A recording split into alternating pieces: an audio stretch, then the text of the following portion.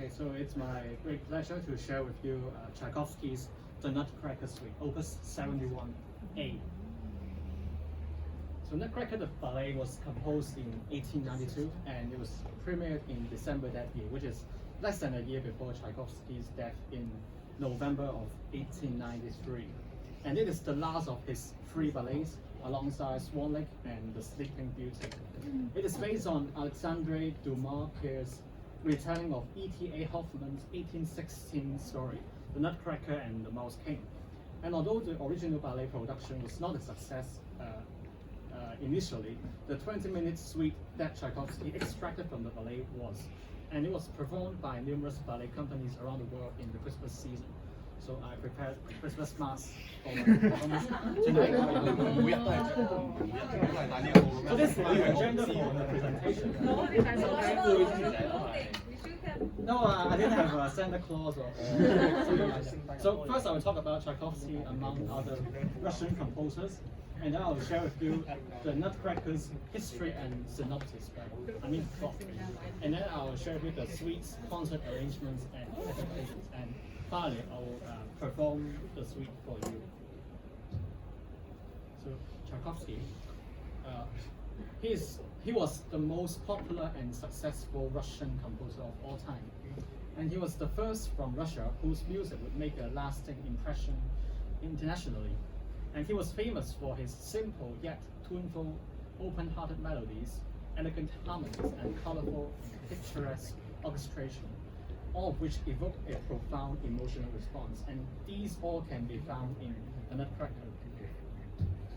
So Tchaikovsky's compositional output include 7 symphonies, including the well-known 4th, 5th, and 6th symphony, 11 operas, 3 ballets which I mentioned, 5 suites, and including the orchestral suite number 4 called Mozartiana. So Tchaikovsky was a big fan of Mozart, and also the famous Serenade for Strings.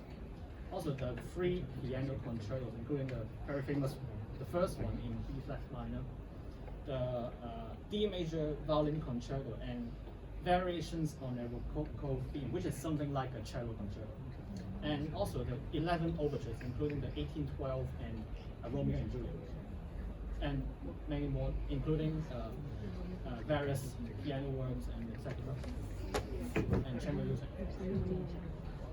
So I would like to talk to you about Tchaikovsky and a famous group of Russian composers called the Mighty Handful. So also known as the Five, they are a group of Russian composers who cooperated since the 1860s to create a truly national school of Russian music, free of European forms and most notably Italian or Austro-Germanic forms. So the group included Mili Balakirev, the leader and the founder of the group, Cesar Cui, Modest Mussorgsky, Nikolai Rimsky-Korsakov, and Alexander Borodin. So here is a chart of their lifetime. So you can see actually Tchaikovsky is a contemporary of them because he was born in 1840, which is in the middle of Mussorgsky and Rimsky-Korsakov. So the musical style of the Mighty Handful can be summed up as follows. Firstly, a rejection of academicism and fixed Western forms of composition. So including the sonata form. They hate sonata form very much. And also they incorporate musical elements from Eastern nations inside the Russian Empire. So this is also called as musical Orientalism. And also progressive and anti-academic approach to music, especially against the St. Petersburg Conservatory from where Tchaikovsky graduated. And they use a lot of compositional devices associated with Russian folk music. So Tchaikovsky remained friendly but never intimate with most of the Mighty Handful. The only exception is Rimsky-Korsakov, because he regarded Rimsky-Korsakov as the one most musically trained among the group and who actually once turned to Tchaikovsky for advice. When Rimsky-Korsakov was appointed as the professor in Moscow Conservatory, he actually asked Tchaikovsky for some advice in teaching Western forms, because Rimsky-Korsakov himself hate Western forms very much. And Tchaikovsky's analysis of each of the mighty handle was quite unsparing, which I'm going to show you. So here is the criticism of Tchaikovsky of the other four members of the group. These are quoted from his letter to his patroness, Nutcracker von Meck, in 1878. I have to warn you, this is really harsh.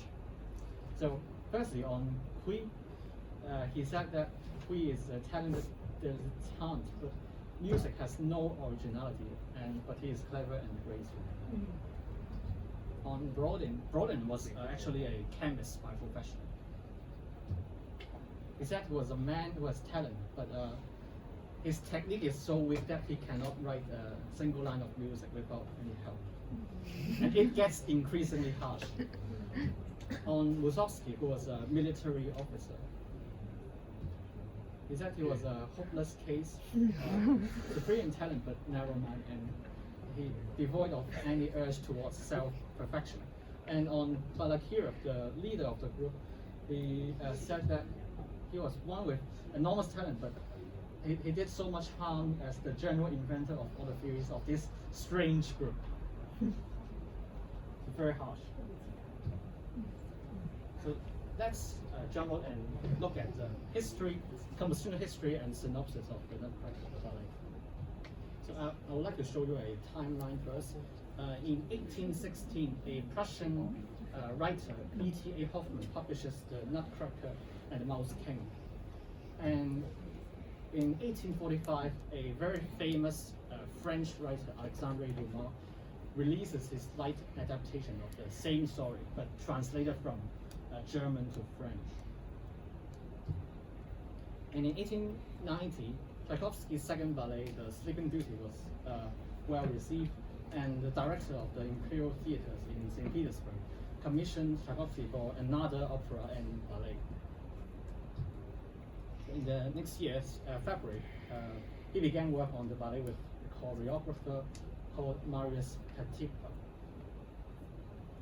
And in March of the next year, 1892, selections from the Nutcracker was first performed as an orchestral suite. And on December the 18th that same year, the full ballet was premiered in Mariinsky Theatre in St. Petersburg. So first, let's look at the plot of the ballet. So it is set on Christmas Eve, when the Stahlbaum family and their friends have gathered to decorate the very beautiful Christmas tree for a party. And with the famous march, but unfortunately I'm not going to play the march, it begins the party, and presents are given to Clara, or in adaptations she is known as Claire, a French name, or Masha, a Russian name, and Clara's brother Fritz and other children in the party. And suddenly, Uncle Drosselmeyer, a local councilman, magician, and Clara's godfather arrives. He gives Clara and Fritz a wooden Nutcracker doll as a present, and Clara likes it immediately. But Clara's brother Fritz accidentally breaks the doll, and Clara feels heartbroken. But Drosselmeyer helps to mend the doll. And later in the night, when all the guests were gone, Clara returns to her room to check on her wounded Nutcracker doll, and she soon falls asleep. And in her dream, she finds herself in the midst of a battle between an army of gingerbread soldiers led by the now transformed into a very large size Nutcracker, and the mice led by the Mouse King. And the Mouse King challenges the Nutcracker to a duel, and with Clara's help, he defeats the Mouse King. And now the Nutcracker is transformed into a prince. He leads Clara to a pine forest in which the snowflakes dance around them. I'd like to elaborate more on this, because you can see the ballerina for Clara was originally a little girl, but now she was a grown-up woman. So this is two different ballerinas. And this, the music of this scene is Waltz of the Snowflakes, which is the only movement in the ballet that involves a female choir. but without words. So the prince leads Clara to his realm, and they are welcomed by the Sugar Plum Fairy, the ruler of the realm. She commands a dancing festival to honor Clara for saving the prince's life. So a celebration of sweets from all over the world are produced, including chocolate dance from Spain, coffee from Arabia, tea from China, and candy canes from Russia. And shepherds also dance on their reed flutes from Denmark. And finally, the Sugar Plum Fairies court perform a waltz, which is Waltz of the Flowers. And to round out the night, the Sugar Plum Fairy and her cavalier dance together first. The dance that they danced together was called Pas de deux, which is French for a dance for the pair, and individually. So the cavalier danced the tarantella, and the Sugar Plum Fairy danced the dance of the Sugar Plum Fairy. And a final waltz is performed by all the sweets, after which the fairy kiss Clara goodbye. So Clara wakes from her dream, and it is Christmas morning, and the doll is safe in her arms. So now let's look at the suites, concert arrangements, and adaptations for the Nutcracker.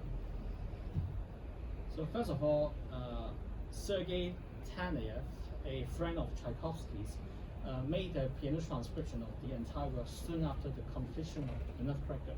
And Tchaikovsky made his own alterations to it and published as his own.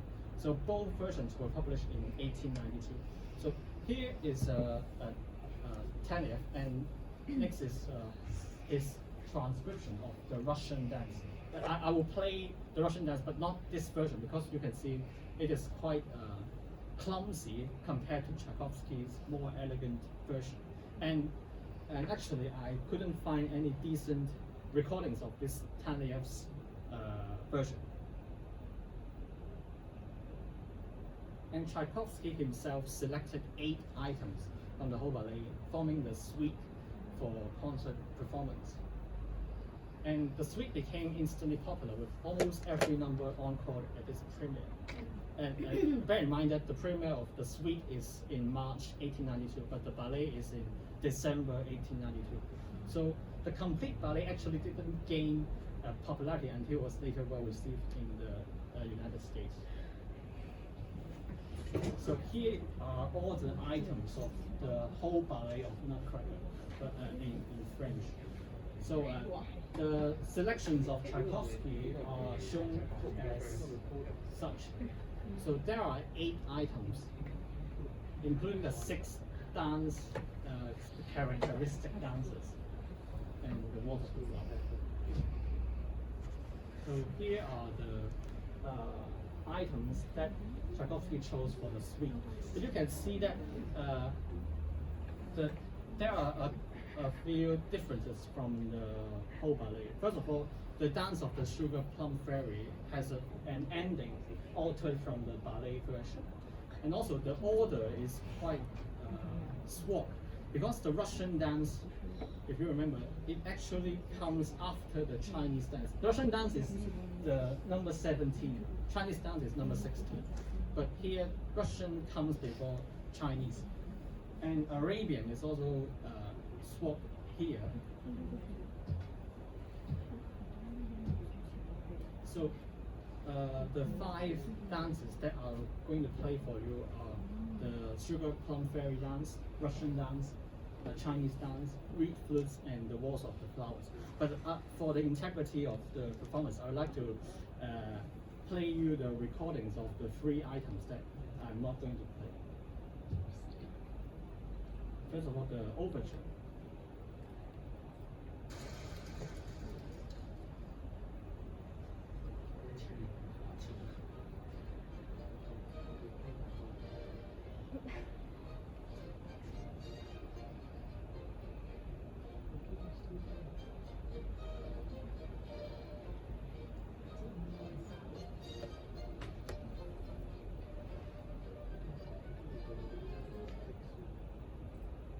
And you may notice that the overture is actually quite classical, in the sense that resembles compositions by, let's say, Mozart or Haydn. And let's go to the march.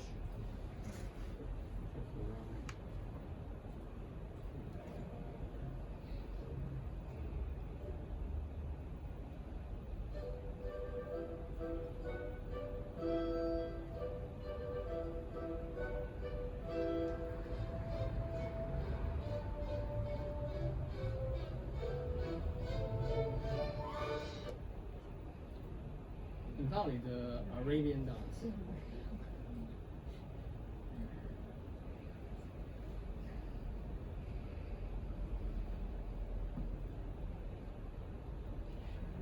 Writing's not that easy, but Grammarly can help. This sentence is grammatical.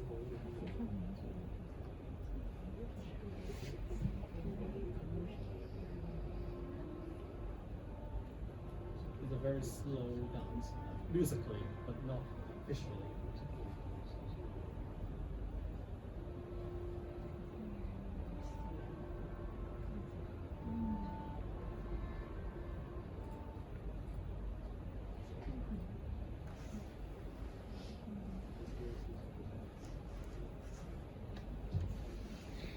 And Russian pianist and conductor Mikhail Sletner made a virtuosic transcription with his own selections from the Nutcracker.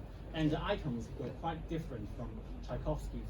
Like he included the tarantella, the intermezzo, which is actually the waltz of the snowflakes that I mentioned, and the pas de deux. So I'd like to play you the recording of it.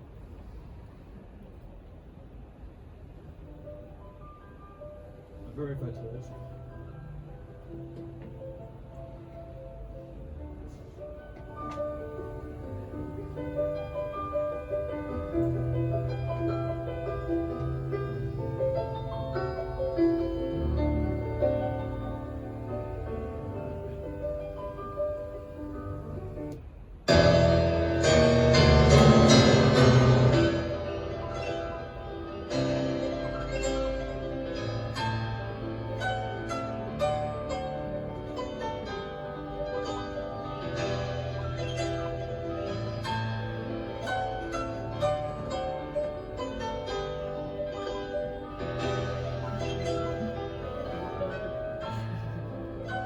That's not. I'm going to play later for you. Let's do virtuos and showpiece. And also, in 3 years ago, Disney actually made a movie called The Nutcracker and the Four Realms. But it made huge alterations to the original story. Like, the Nutcracker actually was Clara's best friend in childhood, not someone met in Christmas Eve.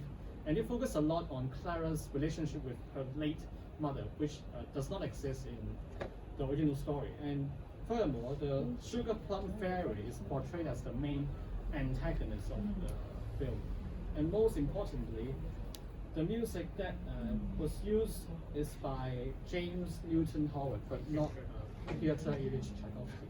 So don't waste your time. Watch this movie. Watch the real ballet instead. So now I'm going to play for you. Please enjoy.